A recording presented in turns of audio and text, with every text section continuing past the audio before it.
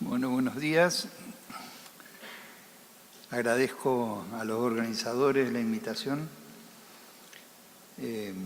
y quisiera, me acuerdo con un amigo decíamos que muchas veces los oradores dicen, antes de hablar quisiera decir algunas palabras, ¿no? Pero en este caso las palabras irían pensando dónde voy a enfatizar en mi alocución. Tengo que hablar de disponibilidad de fondos y cooperación técnica. ¿Cuántos fondos son y dónde están, etcétera? Eso muy fácilmente ustedes lo pueden entender por internet, que yo voy a tratar de sintetizarlo aquí.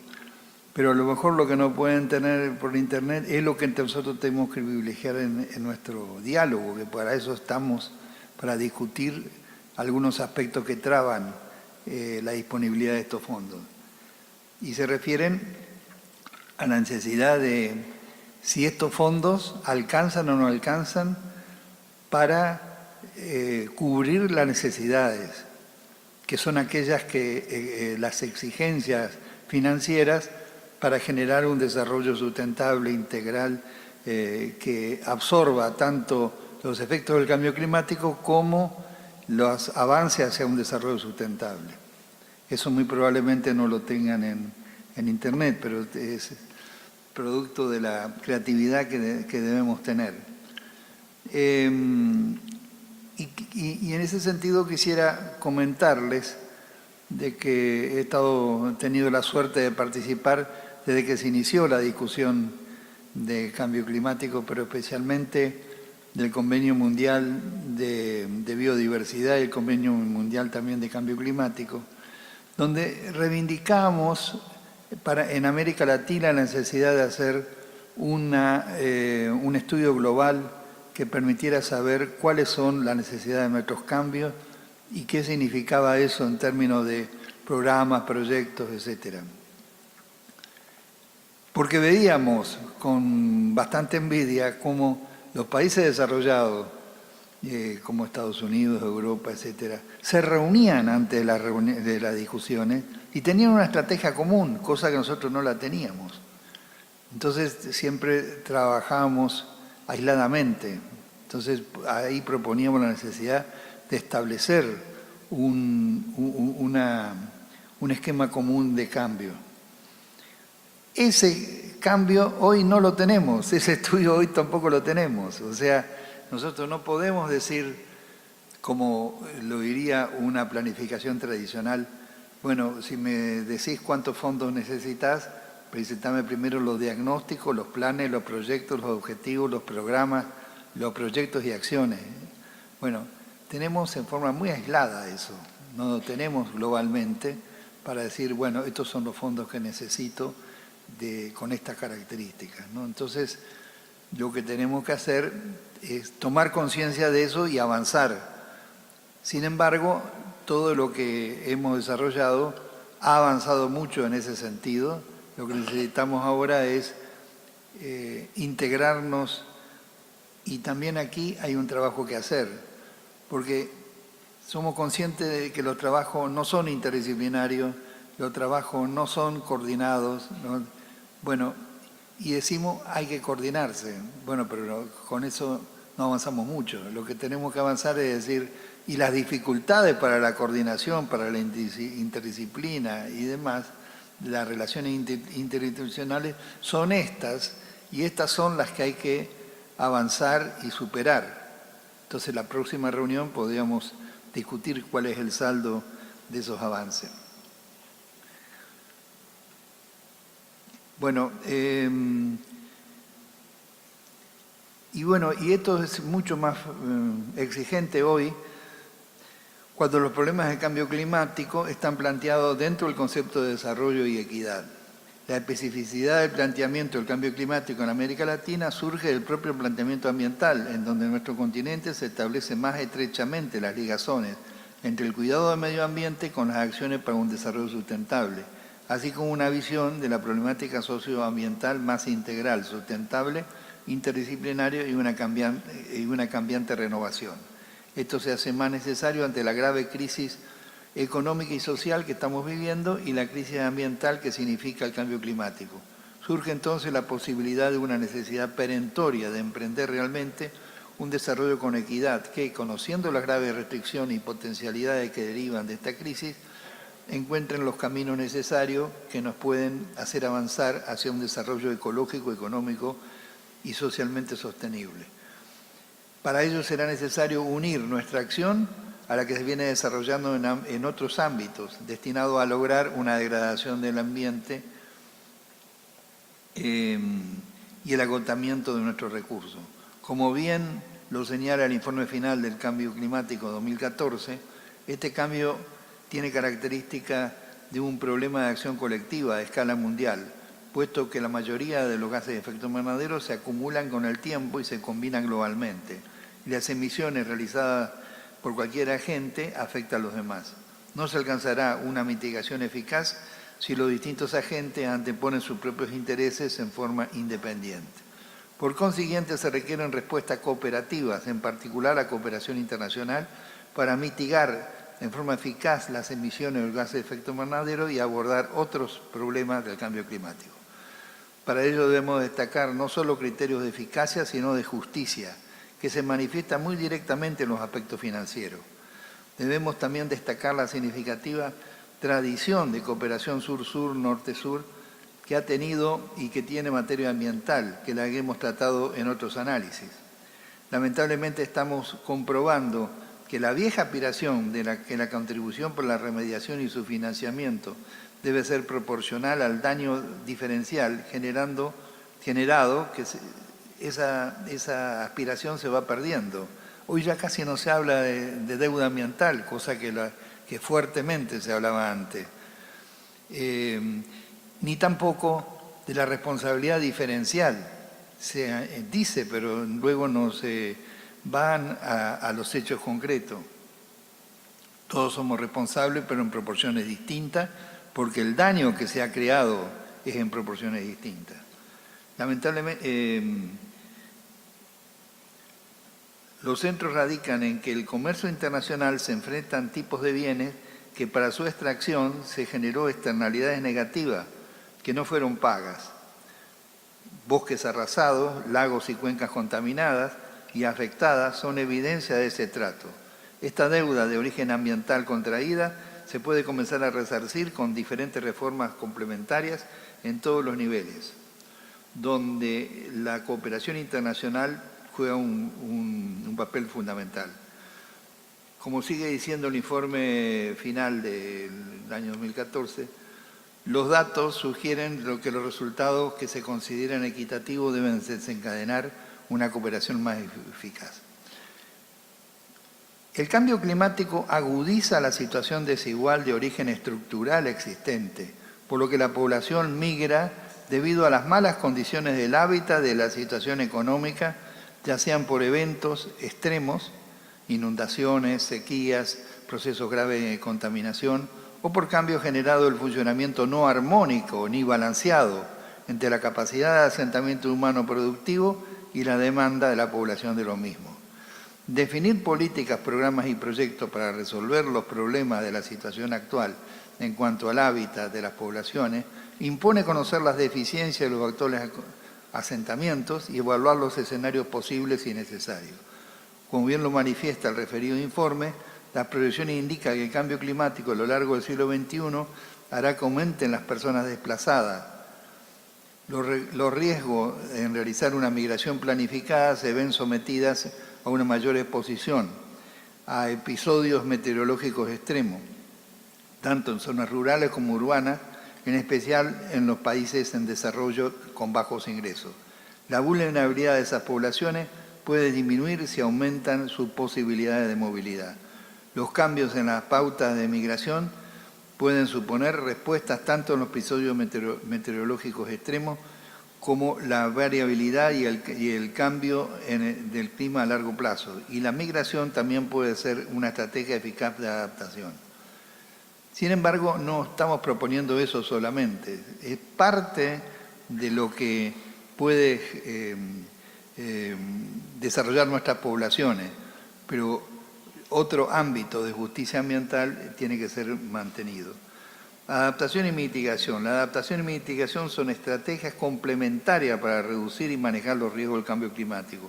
Esta es una respuesta necesaria, pero no puede ser la única, ya que de lo contrario nos limitaremos a reducir en parte los daños que nos generan, pero no contribuiremos a un planteamiento y acciones para generar un mundo diferente, donde existan menos atacantes y menos defendidos.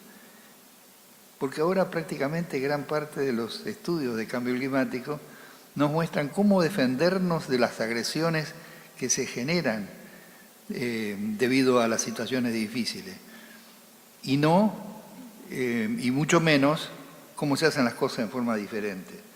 Para ambas políticas que se concreten tenemos que contar con esfuerzo y cooperación en todas las escalas, y para que éstas se fortalezcan requieren respuestas integradas que vinculen la adaptación y la mitigación con otros objetivos sociales y, por supuesto, con los objetivos del desarrollo sustentable. La respuesta a adaptación y mitigación requieren factores propicios comunes, tales como la eficacia de las instituciones y la gobernanza, la innovación y las inversiones en tecnología e infraestructura ambientalmente racionales, así como medios de vida y opciones de comportamiento y estilo de vida sostenible. En ese sentido, ayudan mucho la encíclica papal, donde nos hablan de una estructura de consumo diferente y una estructura de producción diferente. La necesidad de estos cambios se articula totalmente con el pensamiento ambiental latinoamericano que hemos contribuido a crear a partir del año 50 y que hoy encuentra mucho más evidencia ante la necesidad de estos cambios de fundamental importancia y a corto plazo. Para Brida, Lorenz y Petersen, cada estrategia de adaptación se desarrolla en 3 fases principales. La primera consiste en adquirir una idea clara de los impactos climáticos previstos a fin de calcular el grado de vulnerabilidad de la sociedad y los ecosistemas. A diferencia de la gestión de riesgos de desastres naturales, esta práctica no se limita a la evaluación de los riesgos inmediatos y la vulnerabilidad, sino que comprende una valoración de las tendencias futuras o de la posible gama de cambios que se prevén en el clima. El segundo paso estriba en comparar los impactos climáticos con la vulnerabilidad a fin de deducir posibles medidas de adaptación y establecer los costos económicos y financieros mediante un análisis de costos y beneficios que ayuda a identificar medidas prioritarias. El tercer y último paso de esta secuencia supone determinar los aspectos que afectan la gobernabilidad, que se centran en la cuestión de quién puede encargarse en cada zona concreta de la forma en que más eficaz posible y en qué tipo de intervención en cuanto a gestión de riesgo. Si se sigue esta secuencia, es posible desarrollar estrategias de adaptación local, nacional y regional. Estos 3 pasos ya se han aplicado en distintos proyectos. Sin embargo, en vista de las dimensiones del problema, la cooperación internacional de desarrollo solo puede aportar una parte de los recursos necesarios a las medidas de adaptación. De aquí el apoyo a los gobiernos locales a la hora de formular estrategias de adaptación y establecer prioridades que sean destacadas por la cooperación del desarrollo. Disponibilidad de fondos climáticos. Bueno, hay, para ser breves, hay una cantidad de fondos destinados a distintos aspectos lo importante es destacar algunos aspectos cualitativos más que cuantitativos en cada uno de los objetivos. Destacando los aspectos cuantitativos, por ejemplo, hay un trabajo de Argentina, análisis de flujo de financiamiento internacional y presupuesto, un análisis de Chile, análisis de flujo de financiamiento internacional y presupuesto nacional asignado a energía y cambio climático, otro análisis de Ecuador, análisis de flujo de financiamiento internacional y cambio climático, y otro análisis de Perú, análisis de flujo de financiamiento internacional y cambio climático. Bueno, estos proyectos son muy importantes porque además destacan los siguientes aspectos. En primer lugar, casi todos los organismos del Sistema de Naciones Unidas y fuera de él tienen un acápite sobre el cambio climático y hay una ventanilla a la cual tocar. Los bancos también, los bancos, los grandes, el Banco Mundial, el GEF, el fondo, la CAF, el BID, tiene importantes fondos destinados para este. Y casi todas las no gubernamentales grandes también. En otras palabras, existen fondos orientados a diferentes actores sociales. En el caso de Argentina, por ejemplo, casi el 87% de la cooperación fue destinado a los gobiernos, pero también hay fondos a no gubernamentales y a universidades. Por lo tanto, hay una versatilidad importante, pero más importante que todo esto es determinar cuáles son los fondos que se necesitan y quiénes van a ser los actores de esos cambios en el desarrollo. Y eso es lo que no está definido. Los principales sectores, por ejemplo, en el caso de Argentina, son el desarrollo forestal, 37%, energía, 20%, desastres naturales, 18%, agricultura y ganadería, 12%. Con esto lo que está mostrando es que no se queda en un sector, sino que abarca diferentes sectores. Y también hay fondos para la mitigación y para la adaptación.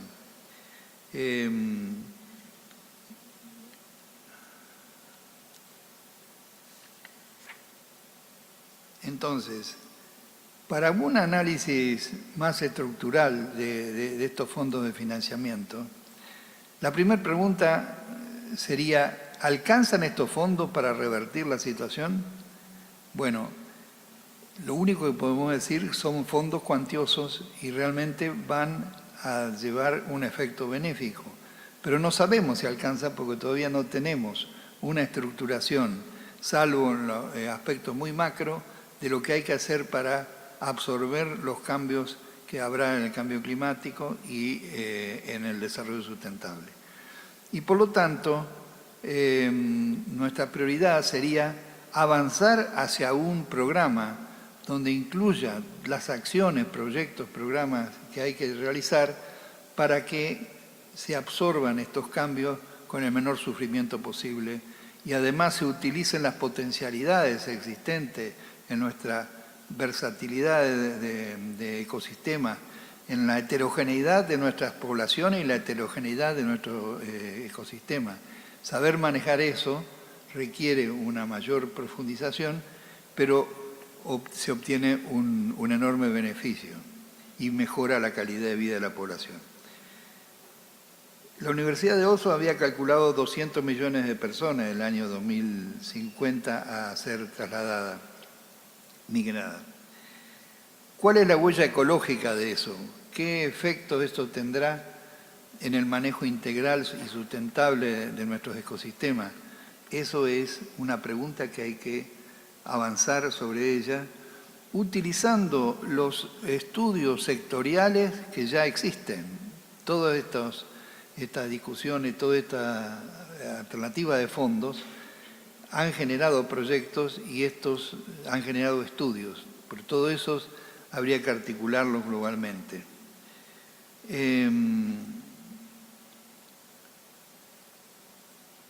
Un estudio en profundidad podría decirnos qué implicancia financiera tendrá la huella ecológica de tamaña migración. Además, nos percatamos que no existen verdaderos inventarios de acciones que deben realizarse si se consideran formas de compensación y remediación que no incurran en los mismos problemas anteriores que muchas veces provocaron los daños y que incluya todas las acciones que deben reparar y recomponer los ecosistemas. Al mismo tiempo no se trata solo de reparar los daños, sino también de brindar reales posibilidades con cierta estabilidad para mantener una población y en un proceso dinámico que requiere una migración limitada y no extrema, como en la actualidad. Lo que estamos afirmando tiene extrema gravedad, al límite que podría relativizar un análisis serio en este capítulo. Al no tener claro nuestro horizonte deseable y necesario, ni siquiera se pueden delinear etapas para lograrlo. Sin embargo, tenemos bases para orientar un estudio de esta naturaleza, tanto a nivel conceptual como cuantitativo. A nivel conceptual, debemos afirmar que la naturaleza no es infinita ni se reproduce sola. Esto es un principio fundamental que muchas veces los economistas no lo tenemos en cuenta. no es infinita ni se reproduce sola. Y por lo tanto, la reproducción de esa naturaleza supone costos de manejo, supone costos adicionales para que la oferta ecosistémica sea realmente utilizable como una oferta de materia prima sustentable. También debemos señalar algunas áreas en las cuales, como las ciudades sustentables, que se han incluido suficientemente las consideraciones demográficas las mismas. Sin embargo, es una buena base comenzar a desarrollar otras estimaciones. Otro tanto puede decirse de los estudios integrales de cuencas hidrográficas. Hay muchos estudios de cuencas hidrográficas que deben ser utilizados con estos objetivos. Otro ámbito de estudio puede ser constituyen los estudios sobre las externalidades negativas que traen consigo la ocupación de áreas sin una programación previa. Punto 2. La oportunidad de esos fondos. En general, los fondos para remediar los efectos de desastres naturales, algunos de los cuales los provocan las migraciones incontroladas, se generan después de los eventos catastróficos y sensibilizados por su existencia y con el consiguiente sufrimiento de la población afectada. En esta instancia, la disponibilidad de fondos, aunque tremendamente necesaria, no constituye la fecha más conveniente, ya que no puede evitar una serie de impactos negativos que pueden haberse disminuido o evitado si los fondos hubieran estado disponibles con anterioridad. El viejo refrán, mejor es prevenir que curar, sigue siendo válido, aunque una vez que ocurre el evento, debe curarse lo más pronto posible. Existen números que pueden mencionarse para mostrar las grandes ventajas de una planeación en la ocupación de un área por parte de un contingente que migra. Todo esto se puede generar esa inmensa ventaja en relación con otro, donde la ocupación es caótica. En zonas de complejidad ecosistémica creciente, la situación es más grave. El manejo integral es de gran importancia y solo puede intentarse realizarlo en la medida que se encare desde un principio. 3. La posibilidad de los sectores afectados puedan acceder en tiempo y forma a estos fondos. Porque una cosa que existan los fondos, la otra parte es la accesibilidad que tienen a ellos los que necesitan esos fondos. Para lograr este objetivo se requiere conocer la heterogeneidad de nuestras costumbres, sistemas de vida y asentamiento.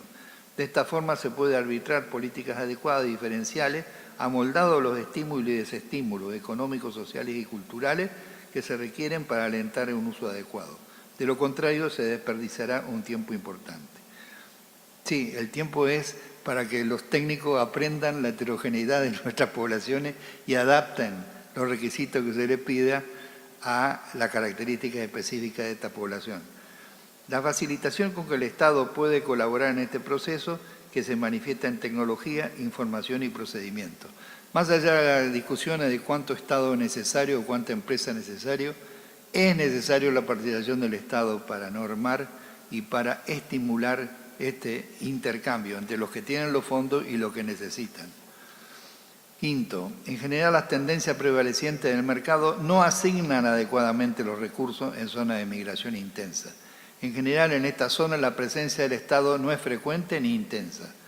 Por ello, la acción debe realizarse en forma doble. Por un lado, debe trabajarse reduciendo las externalidades negativas e incrementando las posibilidades de un buen ordenamiento ambiental del territorio. Y junto a ello, definir un ordenamiento ambiental del territorio donde se destaquen las potencialidades y las restricciones que se realicen y para realizar un uso adecuado de ello, así como se orienten y reorienten las actividades productivas y el hábitat según la misma. Sexto, reembolso posible de estos fondos. Una parte importante de estos fondos debería ser asumida por el Estado, por parte del cuidado y manejo del capital natural e infraestructural. Pero sin embargo, si estos bienes naturales se utilizan con intensidad en el proceso productivo y reproductivo del capital, las empresas respectivas deben asumir una parte de los costos de manejo. Por ejemplo, las empresas grandes de turismo deberían asumir una parte de los costos de manejo de las áreas naturales. Están acostumbrados a no asumirlo, pero realmente debieran asumirlo porque son los que en gran parte se benefician con las exquisiteces de nuestra belleza. Punto 8. Fomentar que el capital financiero internacional se adecúe a esta nueva experiencia, ya que estamos en el límite. Es necesario actuar ahora para reducir los peligros que muchas veces no son tan evidentes, pero se hacen presentes en toda su presencia catastrófica. Finalmente, esto nos enseña que si no se logran nuevas formas de financiamiento que se adecúen a estas necesidades, el cambio climático y sus impactos constituirán indefectiblemente un freno al desarrollo sostenible por el cual hemos trabajado. Muchas gracias por